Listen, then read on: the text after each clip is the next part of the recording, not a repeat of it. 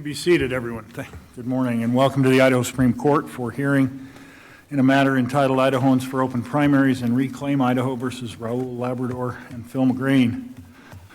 In this matter, petitioners, Idahoans for Open Primaries and Reclaim Idaho are represented as petitioners by Deborah Ferguson, with Craig H. Durham appearing. The respondents, Raúl, Labrador, and Phil McGrane, are represented by Theo Wold, as well as Joshua Turner, who is appearing this morning. Counsel, do either of you have any preliminary matters prior to your argument today? I have none. Very well, Ms. Ferguson, you may proceed.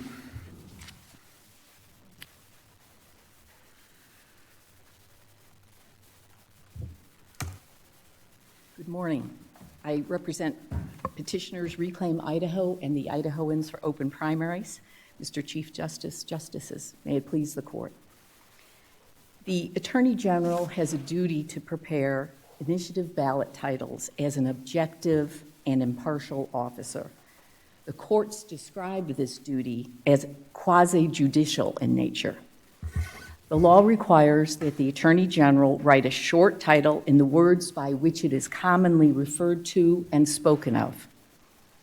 Both the long and the short title must also state the initiative's true and impartial purpose, and the titles must not intentionally argue or create prejudice, either for or against the measure. And why is this so? It's because voters need to be able to easily understand what an initiative is about when they read it, so that they can determine whether they want to support the measure to appear on the ballot.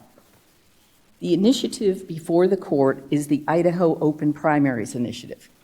It's a grassroots movement to open Idaho's primaries so that Idaho voters can select leaders who represent a broad coalition of Idahoans. The citizens of Alaska enacted this system, and it's resulted in the election of more moderate candidates, as candidates are encouraged by the system to appeal and respond to a wide swath of voters. Idaho Open Primary Initiative is modeled after Alaska's successful system. The ballot measures proposing open primaries are nearly identical to the law that Idaho's Open Primary Initiative proposes, have been assigned titles in the states of Alaska, North Dakota, Missouri, and Nevada. And in each of these 4 states, the ballot titles assigned used a variation of the term open primary. So what would the Idaho Open Primary Initiative do? Well, it's straightforward. It would open primary elections to all voters, regardless of party affiliation, and no party would run or control the primary. And voters then would have the option to rank the top 4 candidates in the general election. Both the opponents and the proponents and the media call this measure an open primary initiative. That evidence is before the court, and it is unrefuted. Counsel, when I'm looking at the media reports, I took a look at them this weekend, I'm seeing them use that term in regard to the title of the initiative. And so it helped me understand, because I'm not seeing where they're choosing to use that term. They're using it as a name because the proponents have used it as a name. Well, it is the name, the simplest name that actually defines what the initiative would do in opening up a primary. So that is, that's part of the rationale or the reasoning there. And so aside from the states that you've cited, who have called their own initiatives, or the proponents in other states have called their initiatives open primaries, and the fact that the proponents of this measure have called it an open primary, and thus the media has referred to it that way, I was unable to find another external source that referred to this type of primary as an open primary. Instead, they appear to define open primary as still a party primary, but anybody, regardless of party affiliation, is allowed to vote. So when you're talking about how it's commonly used, can you give me some other examples outside of proponents who have referred to this type of primary as an open primary? Well, I can think of opponents who have described the system generally as we are against an open primary system. And so they're using it not as the title, but describing what the system is and what it's about. And in that instance, how do you know they're referring to this type of open primary as opposed to an open primary that's still a party primary, but any person, regardless of party affiliation, can vote? Because in those articles that I'm thinking of where it was the idea of open primary was criticized, they were explicitly advocating against the initiative and describing it. I'm sorry. You're done. Let me take another angle on this. Typically in Idaho, over the last few years, we've heard references to the closed primary system that we now have. And the reason it's described as closed is because you cannot participate unless you're registered in that party. And the opposite of that is what we used to have, which was called, before then, an open primary in which anybody could vote. So I know we're talking about Alaska and other states, but in Idaho, hasn't an open primary and a closed primary always had a very specific meaning that had nothing to do with ranked choice voting? Mm-hmm. Well, the open primary that you're referring to that then became closed, the law, Judge Windmill's decision in 2011 that said we couldn't have members of other parties voting in a party primary. So that was struck down. And because just referencing his decision, he talked about open and closed primaries, but he certainly wasn't talking about what we have here before us today. That's correct. This is a different animal. It's open and nonpartisan.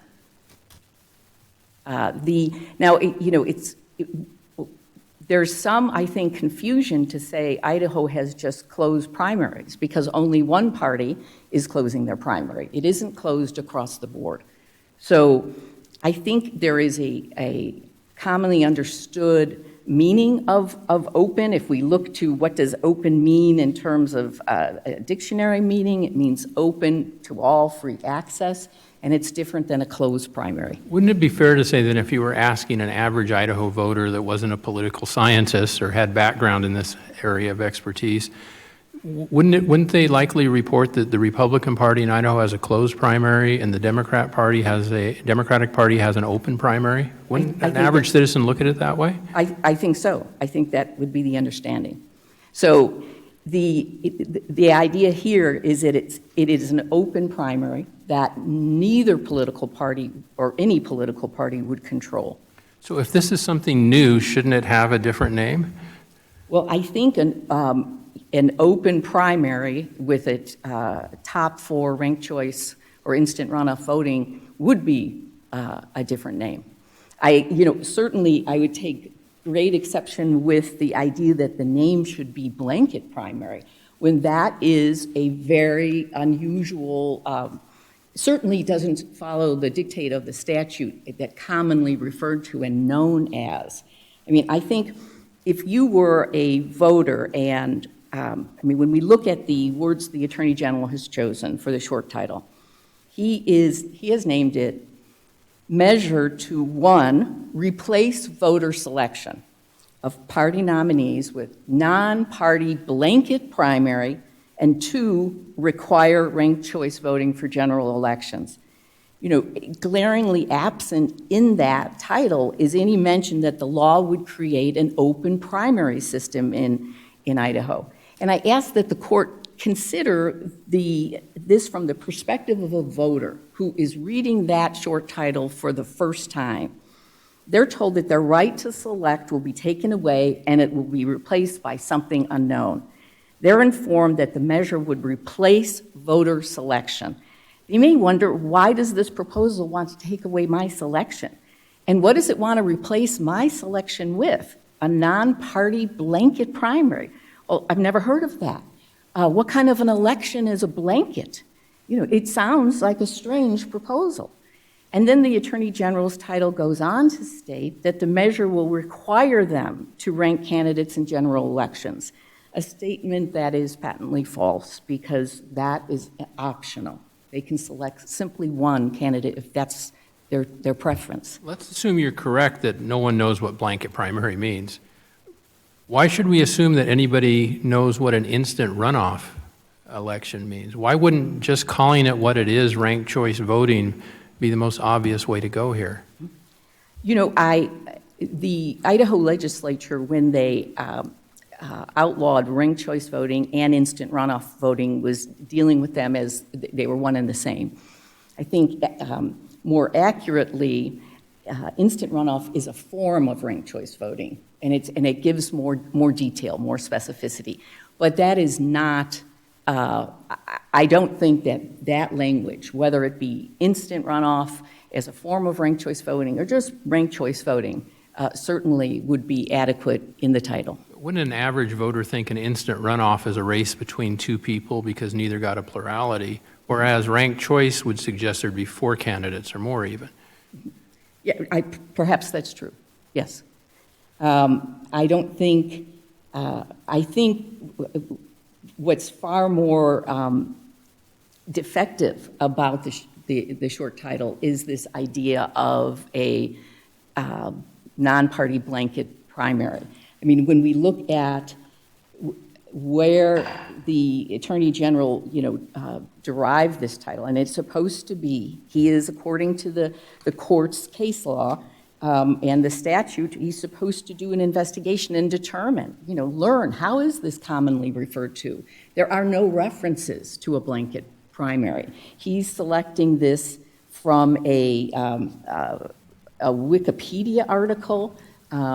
There were 2 prior Supreme Court cases that, one from 2000, one from 2008, 2 law review articles that discuss the mention of a blanket primary. It's in no way common vernacular.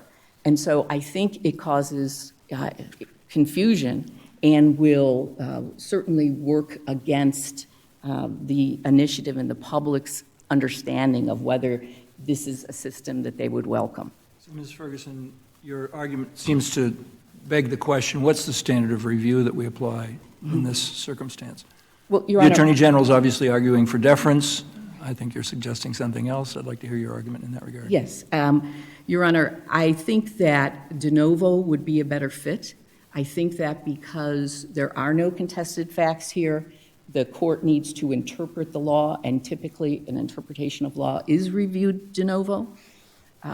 Moreover, it seems, we have, the Attorney General has made, expressed his desire to destroy, that was the word, destroy the initiative, and also threatened to sue the petitioners when it makes it to the ballot. And so you're seeing there a demonstration of animus and bias. So it would probably not be the right case to say we're going to give deference in light of that kind of extraordinary behavior. It's hard to say it's quasi-judicial if you put your finger on the scale.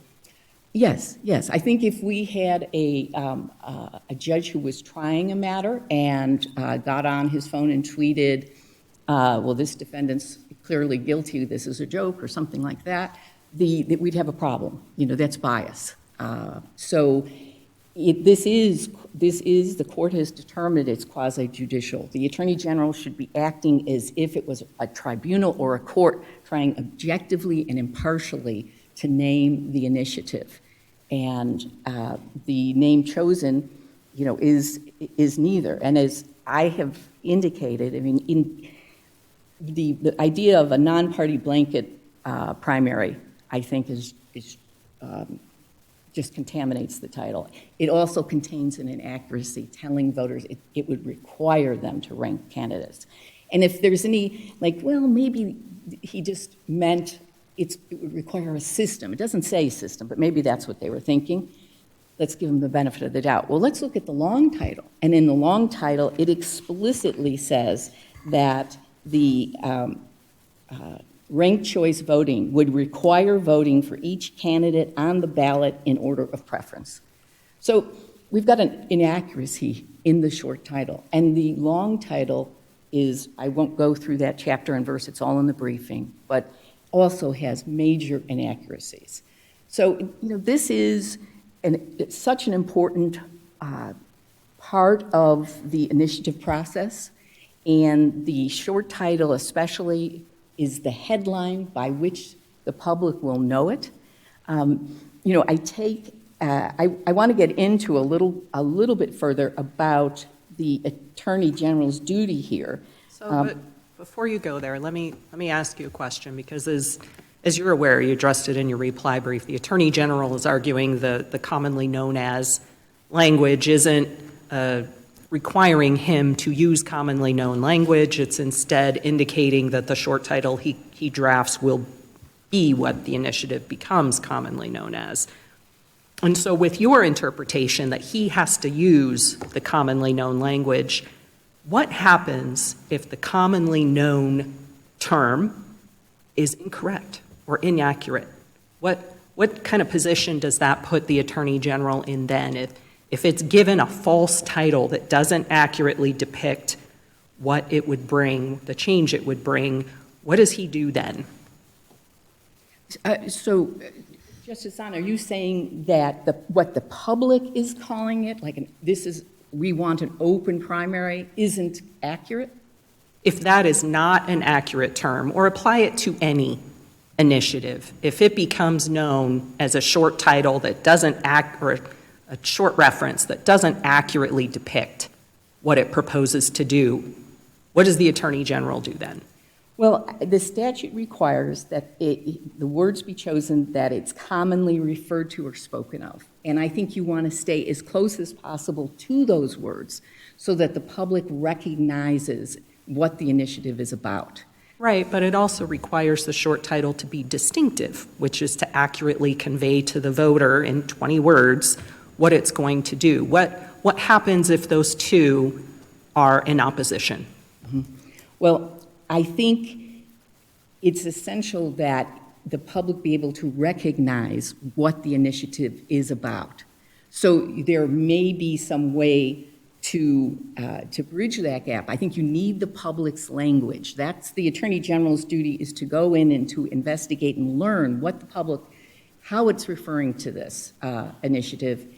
Use those words. Now, there may be additional words that perhaps are appropriate for clarity, but I think the commonly, and what the statute doesn't permit is what the Attorney General is suggesting, is that he's going to be the decider. He is going to choose the words and decide how it will be officially communicated to voters, ergo it will be known as that. I don't think that's how it works. He's supposed to be listening to the community, reading the room, understanding how it's referred to, and not picking a stale, obscure term that no one knows what it means, absent perhaps an election expert or official.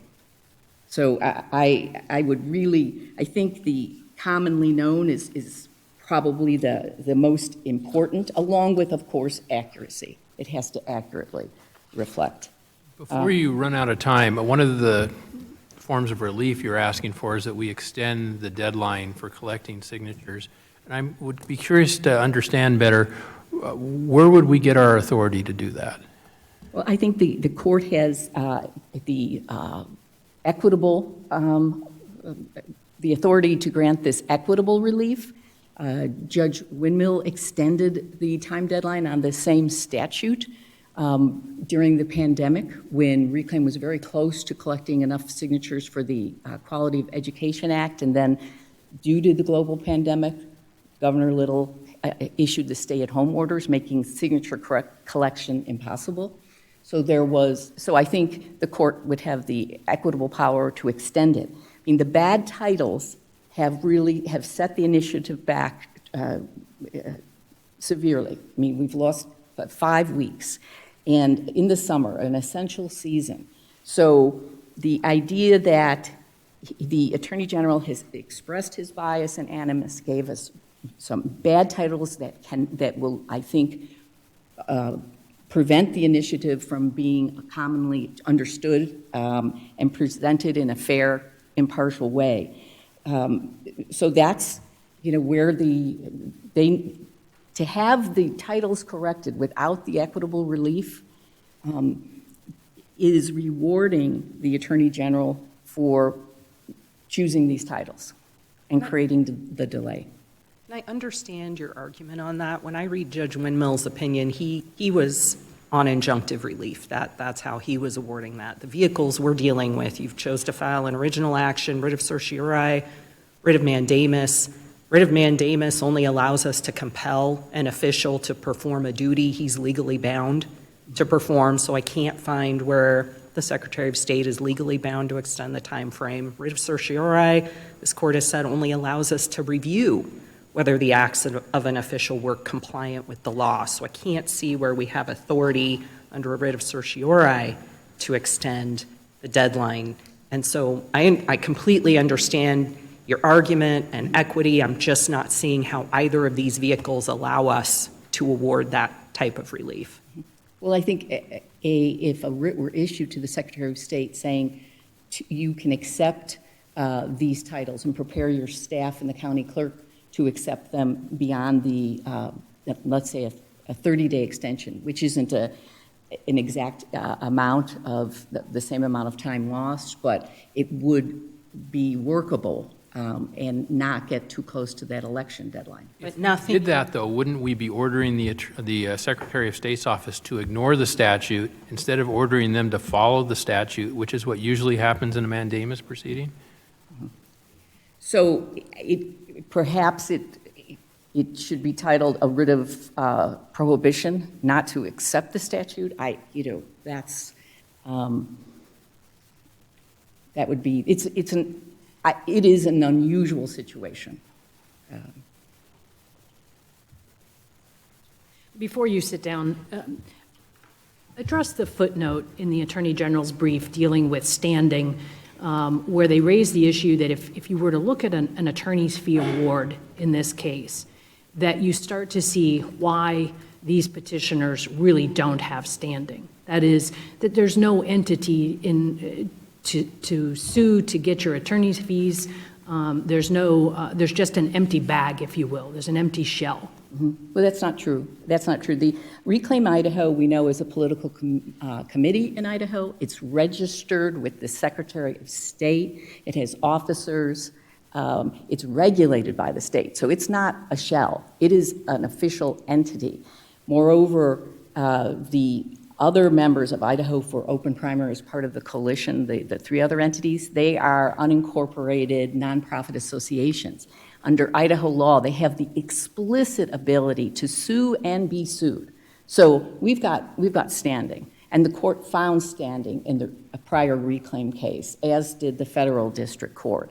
That went up on review to the Ninth Circuit. They didn't disturb those findings of standing, which the Attorney General had challenged, both here and in the federal court. Ninth Circuit didn't review that. The U.S. Supreme Court didn't overturn those findings. So I think, and there's associational standing. This court has long held that associational standing is also firm ground. So for all those reasons, I think it's just a red herring. Thank you. Okay, thank you. Mr.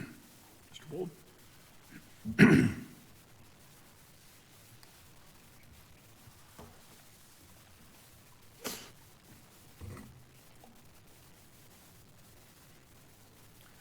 Mr. Chief Justice, and may it please the court, Theo Wold for the Attorney General of Idaho.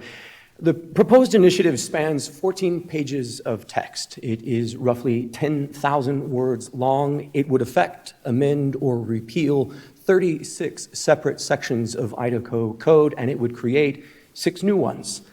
Despite its complexity and consistent with the Attorney General's statutory obligations, the Attorney General has fulfilled his statutory duty to distill the proposed initiative to 220-word combined ballot title that is truthful and neutral. As this court held in Bushin, it is not now the judicial role to find another way or the best way to write a ballot title. Rather, this court must determine only whether the Attorney General has fulfilled his statutory obligations, and he has. Petitioners want the ballot title to call the measure an open primary, but it is not. Idaho used to have an open primary, but the system proposed here is distinctly different. The initiative proposes a non-party blanket primary. Primary voters can cast a vote for candidates of all party affiliations on the same ballot. Sister states in our region, Washington State and California, use the same term to describe the same system, and so do state and federal case law. A non-party blanket primary is not the same as an open primary, where voters take a single ballot of their choice. So is it your position then that voters can easily understand, as the statute says, what a blanket primary is? I think, Justice Mueller, I think they're twofold here. Number one, I think non-blanket primary is an accurate description of what's actually being proposed. Two, to this issue of whether or not voters can understand it, certainly there are 28 million registered voters in Washington and California who have participated in this very system for close to 6 election cycles. I think, respectfully, I think it's a bit condescending to the voters of Idaho, the mechanic, the welder, the school teacher, to say that they're incapable of understanding that what's being proposed is, number one, distinct and different from what Idaho had from 1930 to 2011, and that it somehow is beyond their grasp to understand that the mechanism proposed here falls within a different category and to understand how that category operates. I completely agree with everything you just said, and I'm primarily concerned about the almost 2 million people in Idaho. Do the 2 million people in Idaho easily understand what a blanket primary is? That's the question.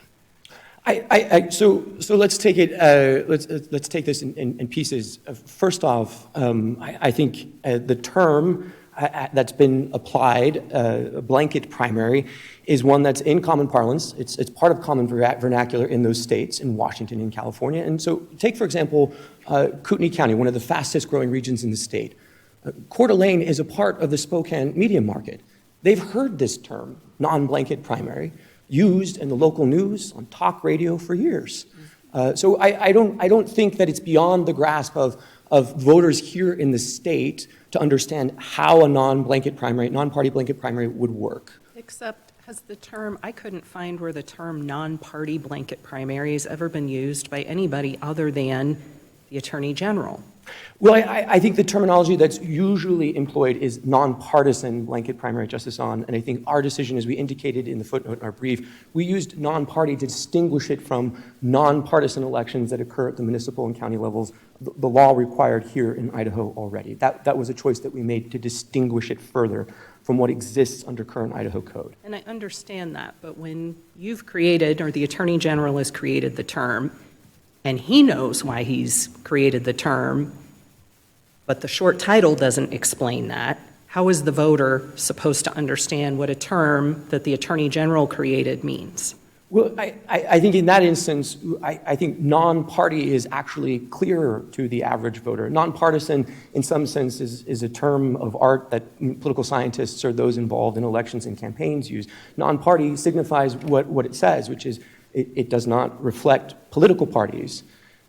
So I understand your point that it is sort of a term of our own development, but again, that's because we were trying to comply with the very clear injunction from 34-1809 that the short title be distinctive.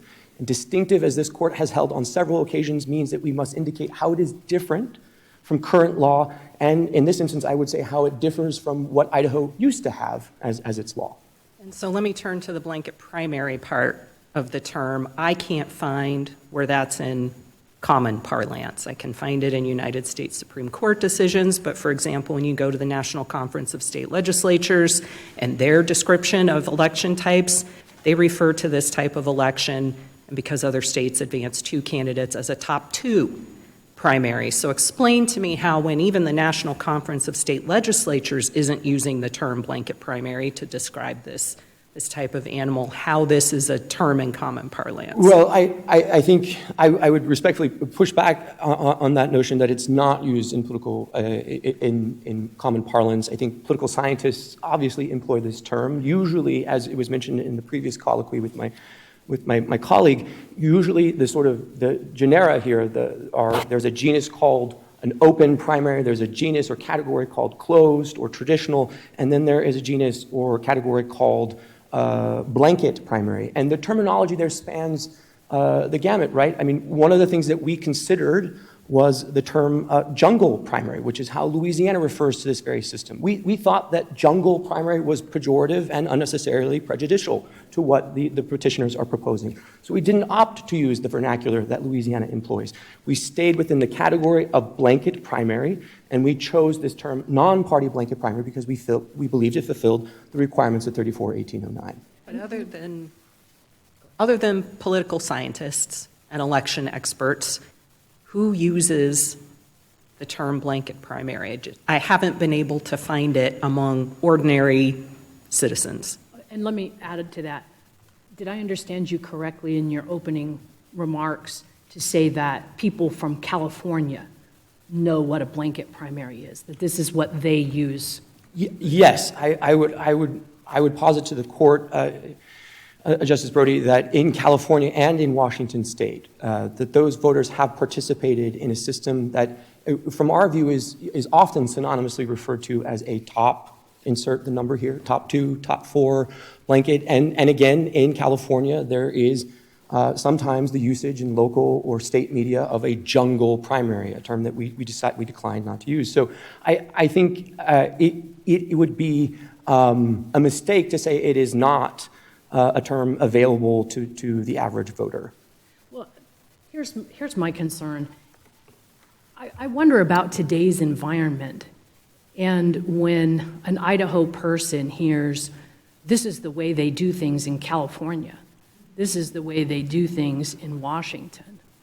I can tell you, I defended against a motion in limine in the Chief Justice's courtroom when he was a district judge, when the defense moved to prohibit the plaintiffs in that case from disclosing to the jury that the defendants were from California. And I can tell you that the Chief Justice in his district court capacity prohibited my partner and I from ever disclosing to anyone that the person was from California. So if the idea is to present a neutral description of this ballot initiative, is using a term that we say commonly, this is what they do in California, this is what they do in Washington. Doesn't that drive home the point that the petitioners are making here, which is you're dooming this to failure before it even gets out of the blocks? No, Justice Brody, I would respectfully disagree with that assertion. Remember, what we're asked to do is to apply, as the court is asking here, a commonly referred to label, but commonly referred to, that requirement in 34-1809 is modified in context by the injunction under the statute that the term applied be accurate. And so in casting about for what would be an accurate description of the petitioner's initiative, it is not their preferred language, open. I think we can all agree, especially the members of the court here who have participated in Idaho's open primary system, that that label is in opposite to what they're proposing. So then in determining what is a true and accurate description of the mechanism that they have constructed in the initiative, we looked to the analogous, as they do in their own course, to analogous sister states that have this very system. And what do they use in those sister states? The term blanket or nonpartisan blanket primary. Or the term top 2 primary. Certainly. I'm struggling with why top 4 primary isn't the most distinctive, commonly known title to use here. And Justice Ahn, I would be hard-pressed to disagree with you, but for the fact that that is not what petitioners requested. They requested the term top 4 open primary, and there is no request in their filings before the court that they employ the language top XX, whatever that may be, top 2, top 4, whatever the system actually requires. So I think if the question before the court, as petitioners presented it, was, why didn't they use top 4? I think we would be hard-pressed to disagree, and we would then make the modification as requested. That's not what they asked us to do. They insist on the usage of the label open primary. And as I have said already, open primary is an inaccurate description of the initiative mechanism that they are proposing. So, Mr. Wold, I'm going to give you a personal anecdote. I used to vote in primaries. When Judge Windmill closed the primaries, I did not feel able to either register as a Republican or take a Democratic ballot because the public would know that I had chosen one party over the other. If this initiative passes, I would now be able to vote in the primary again. And so, to my way of thinking, it was open before, it would be open again. And that's how I'm starting to look at whether this is open or not. Okay, so I think, Justice Secretary, we should begin with Judge Windmill's opinion in USERSA, where he gives an accurate, I think, depiction of how an open primary works. An open primary, as you just indicated, allows the voter to enter the ballot box and request either the Democrat ballot or the Republican ballot, and then they are sort of located within the choices indicated on that party line. I'm just talking about me personally. Right. This would be open to me again, which it has not been in the intervening years. Right, and Justice Secretary, I'm only trying to suggest that the commonly used understanding of open is to allow the voter any choice, regardless of their political affiliation, of the ballot type related to a party that they want to use in the ballot box. And that strikes me as exactly what the initiative's purpose is.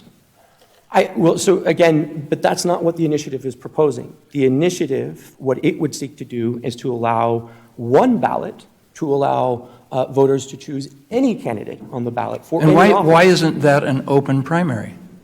I think because, again, political scientists, jurists, obviously of political neutrality, have all identified that mechanism as being distinct from an open primary, and they have labeled that a blanket primary. That's the label that has been used by those who are, again, neutral, arbiters of what should be identified as an open, closed, or blanket primary.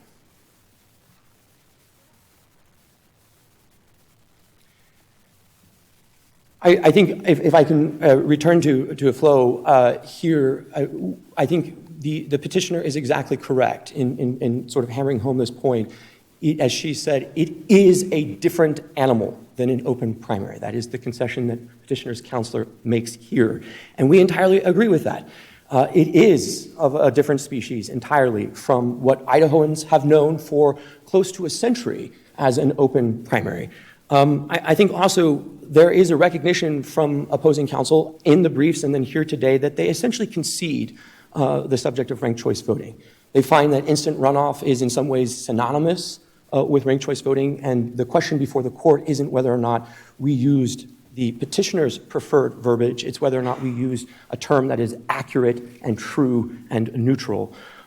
So I think essentially what we're looking at is a question as to whether or not open primary as a label is adequately descriptive of the proposed initiative's a primary selection mechanism, or whether what we propose instead, a non-party blanket primary, covers the bases.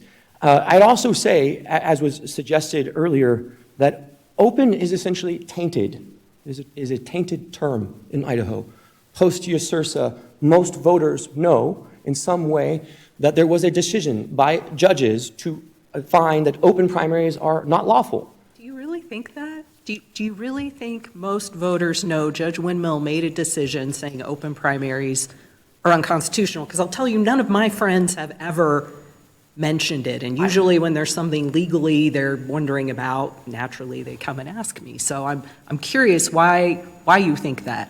Certainly, Justice On, I would present to the court, in my own experience, having run a campaign in the state, that the conversation that usually begins over open or closed primaries is that the primaries were closed because of a lawful decision, a decision by courts to find that the open primary system is illegal.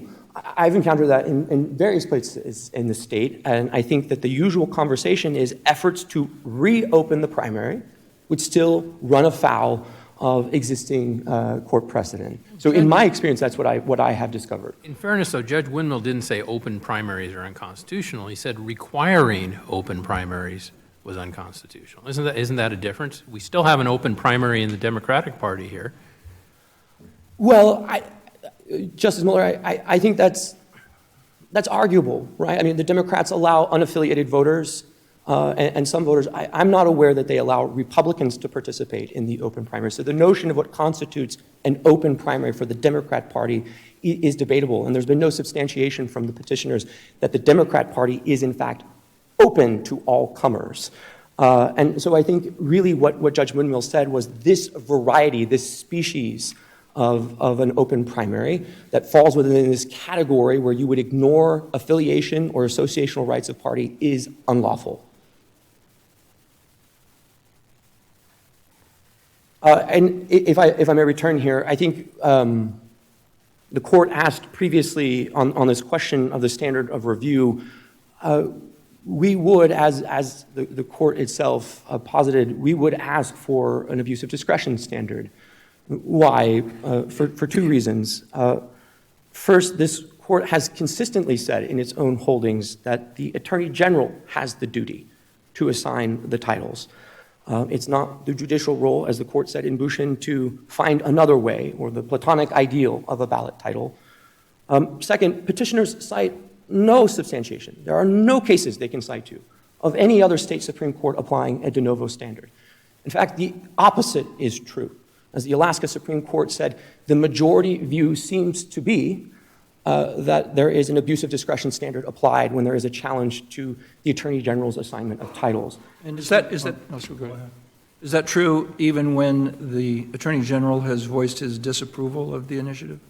Yes, there are numerous instances out of California, out of Washington State, where there have been questions as to whether or not the Attorney General fulfilled his ministerial obligations with strict impartiality. It's quasi-judicial, not ministerial, isn't it? I would use those terms synonymously as the case precedent does, quasi-ministerial or judicial. I would also say in some of our sister states in the region, particularly Washington State and Colorado, even apply a higher standard of review, finding that it should be operative under an arbitrary and capricious standard of review. So I think this court has never explicitly made clear what its standard of review is, but it has implied in Echo Hawk, in Bushin, in Federated Labor, that the Attorney General is given wide latitude within the outer bounds of his discretion to assign the titles. I think the court should make it plain what its standard review is. If we look at this as quasi-judicial, aren't there some serious implications of that, though? For example, at least a lot of my experience as a district judge in the area of governmental law was working with county commissioners who also make quasi-judicial decisions. And if a county commissioner, before a matter comes before them to be voted on, makes a public statement that I am opposed to this, I don't like this project, I'm not going to vote for it, there's case law in Idaho that says they're disqualified from voting on it because they're sitting in a quasi-judicial capacity and they've shown bias.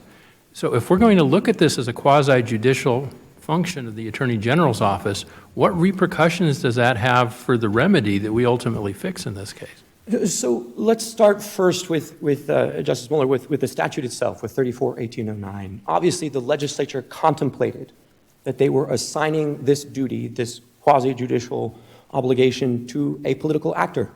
And as this court held in Bushin, there's no question, there's no confusion that the Attorney General is going to act only as an independent observer. The statute itself requires him to dig into the stuff and substance of the proposed measure, to weigh in on questions of significant import, and then also to assign the titles. So that first, the statute itself contemplates he won't just be a neutral conduit for the preferences of the petitioner. But county commissioners are political.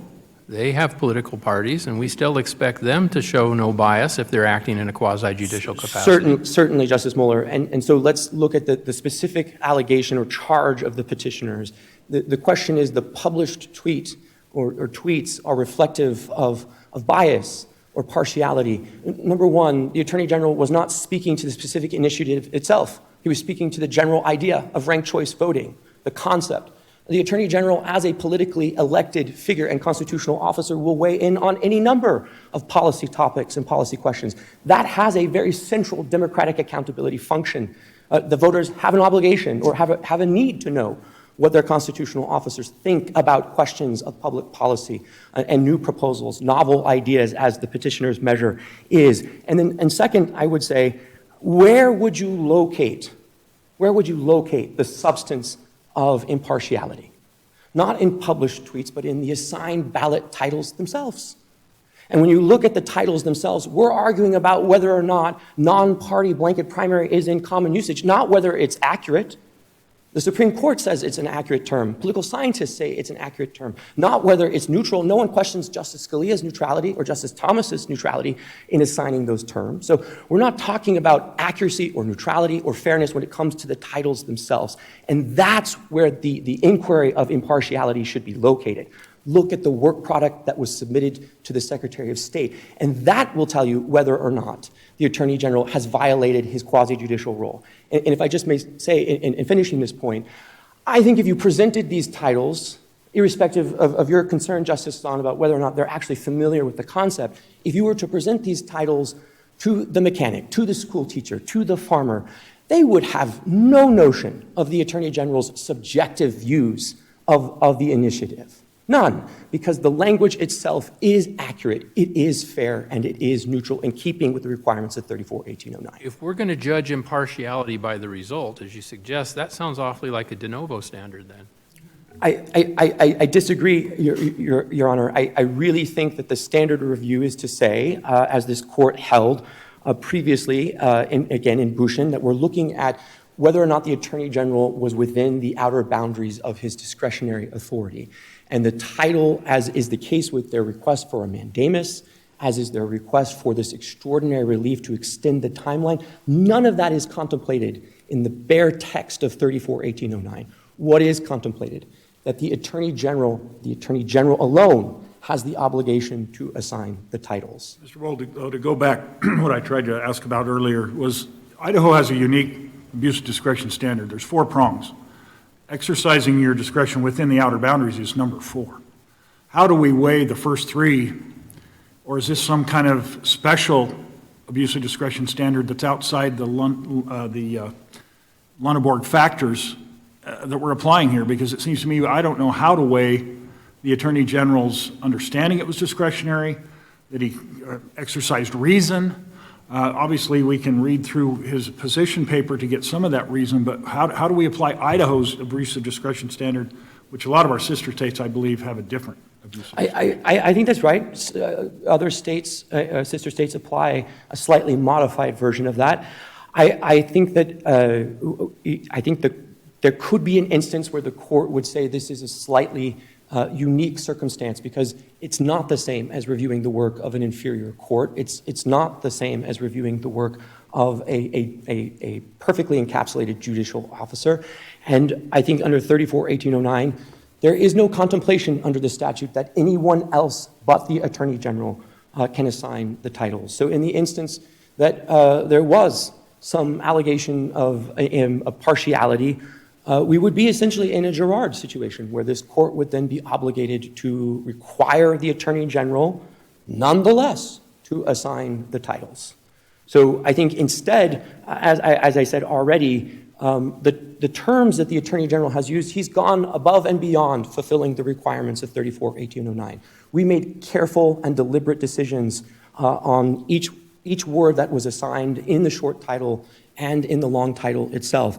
And let me just echo a point that this court already established in Echo Hawk, which is to understand the interplay between the short and the long titles. The short title has to acquaint prospective signers. It essentially must be a headline with the distinctive characteristics of the proposed measure, not the preferred language of those who support the petition, but of the initiative, the measure itself. And then secondly, Echo Hawk said the long title must express the purpose of the measure, but both of those requirements are then contextualized by the requirement that the Attorney General use words that are a true and accurate depiction of what is actually proposed. And is it true and accurate to say that ranked choices are required under the initiative?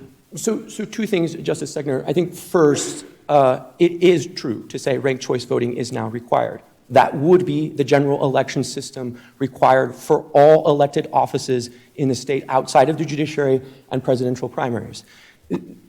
Secondly, as to whether or not you are required to rank, it is also true that under a ranked choice voting system, When you express a preference for one candidate and then decline to express preference for the other three in a top four system, you are nonetheless expressing a preference that will be taken into account in the tabulation of preferences round to round. That failure or that declination to express a preference will have an implication for those other candidates. Unlike under our current system, where if you vote for one candidate, in an instance like a school board race where you're asked to select 2 or 3 candidates to fill vacancies, when you express one, it doesn't necessarily have any demerit to those other candidates. In ranked choice voting, it certainly does. That's how the system operates in its tabulation round to round. And I understand that, but that's not what the sentence in the long title says. It says, instead, ranked choice voting would require voting for each candidate on the ballot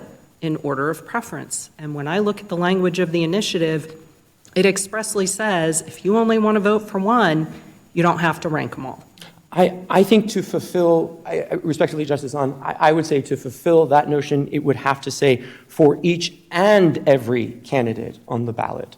Instead, in order for your votes to accrue their full force, tabulation to tabulation, because it's relatively a mystery to the average voter, unlike in an instant runoff system, Justice Mueller, as you suggested earlier, where it is essentially a binary runoff between 2 candidates that have advanced out of a general election. It's A or it's B. It is unknown to the voter when they enter into a ranked choice voting scenario what will be the final 2 candidates who make it to the final round of tabulation. So I would say for it to be reflective of what they think we are saying, it would need to be for each and every candidate on the ballot. Before you run out of time, I'd like you to respond to the petitioner's request that we extend the period for collecting ballots should they prevail. Look, there's a very simple answer to that. I think it's already essentially been provided by the court. The 34-1809 contemplates no such thing. But what does 34-1809 contemplate? That litigation may be a part of this process. Any person, which we have argued, we've raised serious questions about the standing of Reclaim Idaho to qualify as a person before this court. I will stand on the briefs on that, and we don't think that the petitioners in their reply brief have done enough to substantiate the standing, especially of Idahoans for open primaries. But any person may bring a challenge. That's contemplated in the contours of 34-1809. Does that statute prohibit us from considering associational standing? Because it has to be a person, not an association, under 34-1809? I think on the associational standing question, that was raised for the first time in reply by petitioners. We have serious concerns as to whether or not their response on that matter is satisfactory. I think if the court is interested in that subject, I think the appropriate thing would be to request additional supplemental briefing on the question as to whether or not Reclaim satisfies associational or organizational standing. And so I want to circle back to our ability to extend the timeline to collect signatures. How do we address then petitioners' concern that not having some sort of remedy could allow people, attorney generals, I'm not saying this one has, to say, I'm going to draft a deficient ballot title and buy us some more time so that they can't collect signatures? How do we avoid incentivizing an attorney general to draft deficient ballot titles to allow time to have a fight so that they can't collect signatures? Yes, understood, Justice Hahn. I think in this instance, there's no indication that the Attorney General dragged his feet or purposely chose words that were prejudicial. And I'm not intending to convey that, but I understand systemically their concern. Certainly. So in that instance, I think is to hold both parties to account. Petitioners can't just make up terms.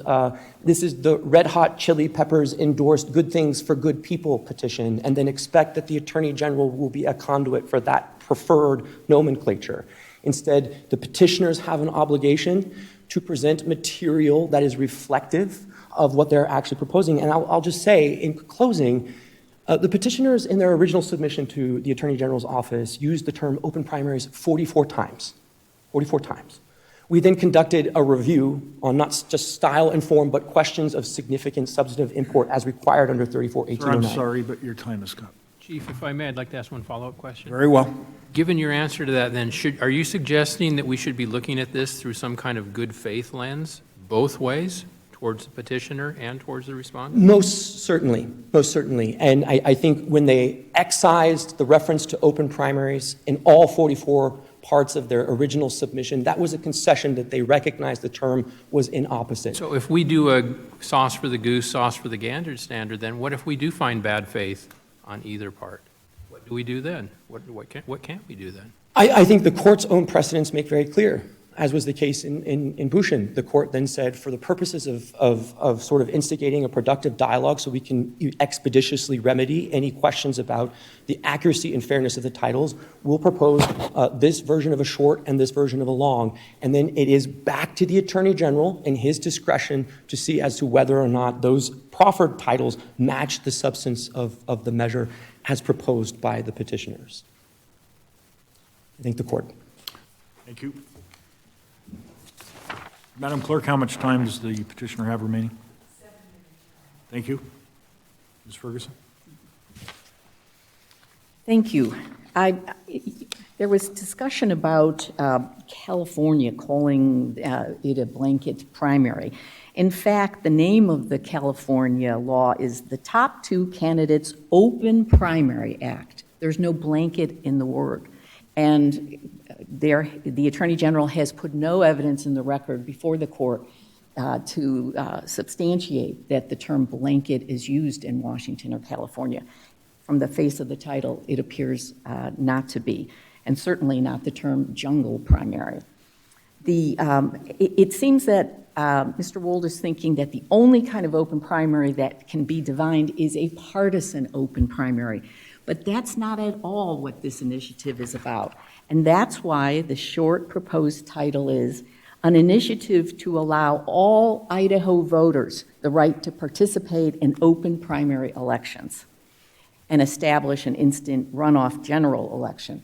So the language in the proposed short title couldn't be clearer that it's talking about a nonpartisan open primary. Now, he takes exception to the fact that he's saying we abandon a top 4 primary. That's not correct. The proposed long title that we're suggesting is a measure establishing a top 4 open primary election. It's top 4, there's only 20 words that can be contained within the short title, so it's very limiting. And while it's completely accurate that this would be a top 4 open primary that the initiative proposes, I don't know that top 4 has to be in the short title. I think open has to be in the short title. The long title, where if the voter wants to drill down and say, I want to know more about this, what are they proposing? The first line says that the measure establishes a top 4 open primary. What would be wrong, trying to understand your viewpoint, with top 4 ranked choice system? Not much. I mean, it would sound like you're not hiding the ball as much as open primary would from the voters. No, I think top 4 open primary system is, with ranked choice, would be completely acceptable to petitioners. I think what's important is that the voters know this is an open primary, that it isn't controlled by either of the parties. It is run by election officials. It's open to all comers. All voters can vote in this open primary. So if it was an open primary with top 4 ranked choice voting, that would be acceptable to you? I think so, yes. Yes.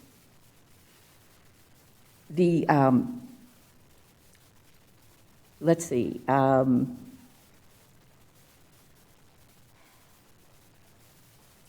And the fact that it has been called an open primary, you know, in the states that I mentioned, Alaska, Missouri, Nevada, North Dakota, other states as well, and that's contained in Luke Mayville's declaration. And I'd ask the court to take another look at that. I want to turn to the remedy. The court knows that time is of the essence. And this is a quasi-judicial duty, and when the court has an appearance of bias, it recuses itself. And here, the Attorney General has made a statement publicly, it's a bad idea, he wants to destroy.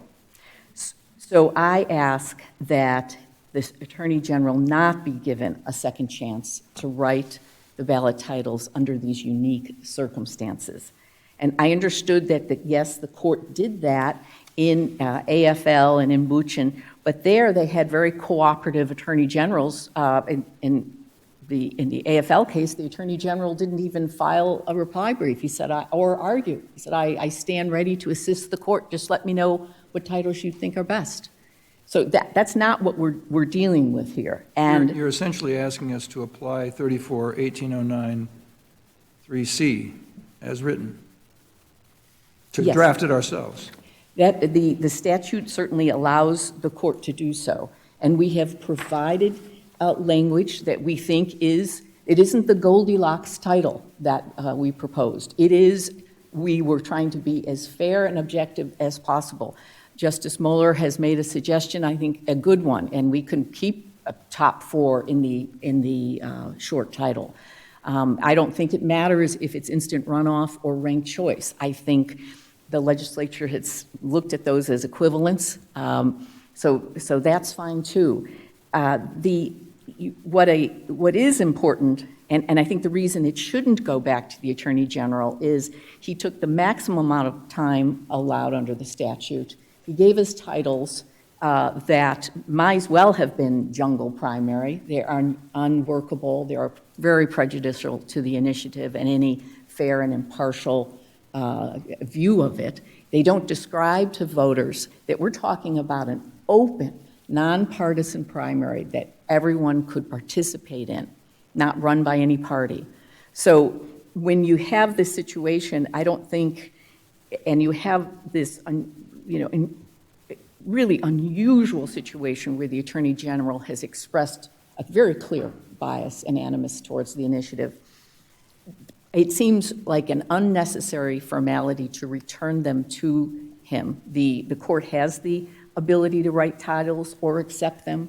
When we look at what the court did in Buchan, it didn't make sort of loose suggestions. It said this is the language the court would find acceptable, and it crafted, I counted that long title. I think it used all 200 words. I mean, so it was very intentional. How are we, in essence, then, or how are you advocating that we factor in the tweet? And what I mean is what I'm worried about is what if we have a situation where an attorney general has, before they've even issued a short title or a long title, expressed dissatisfaction or opposition to a concept? Are you saying then that that tweet that goes out in advance would disqualify an attorney general from even exercising their obligation under this statute? No, I think having expressed such a strong animus that he wants to destroy this bad idea, that it'd be hard to be objective. I think the court should look at the titles and say, well, are they fair and impartial? Here, I don't think it's even close. So I don't think the court should shut its eyes to the public statements. But I'm trying to figure out how to factor it in so that moving forward, attorneys general understand what their obligations are and where the pitfalls are. I mean, is this just a matter that if an attorney general takes a position ahead of something that is going to disqualify them, because in essence, it seems to me that you're asking this court to disqualify the attorney general at this point in time from performing any more function under the statute. for this particular initiative, yes, I am. I think that would be appropriate in this unique circumstance, not as a general rule, but here where he's expressed an intent to destroy the initiative and to sue the petitioners when it appears on the ballot. Right, and so I'm saying, how do you limit that? So how would you limit that principle in a way that confines it to this case and so that it doesn't get applied in a subsequent case in advance of the Attorney General even being given the opportunity to act under the statute? The statute provides them with the opportunity. I think the court, of course, should look at the language and see, is it fair and impartial? Is the intent of the statute commonly known and referred to? look at that, and the court could make that analysis, not prejudge it, but look at the language proposed. So you agree with the Solicitor General, then, that the proof is in the pudding, just look at the wording and judge it that way? No, Your Honor, in that the statute also requires it be what it reflect what it's commonly known as. So you can't just isolate yourself into the language alone. I disagree with that statement that was in the Attorney General's brief. I think the court has to consider how is it commonly known and referred to? Does it accurately and impartially reflect that? Is it presenting any sort of argument either for or against? And here, this isn't close. So, Ma'am, I believe your time's absolutely. spent and you've answered the questions. Counsel, thank you to each of you and for the briefing. This matter is under advisement. We will render a decision in due course.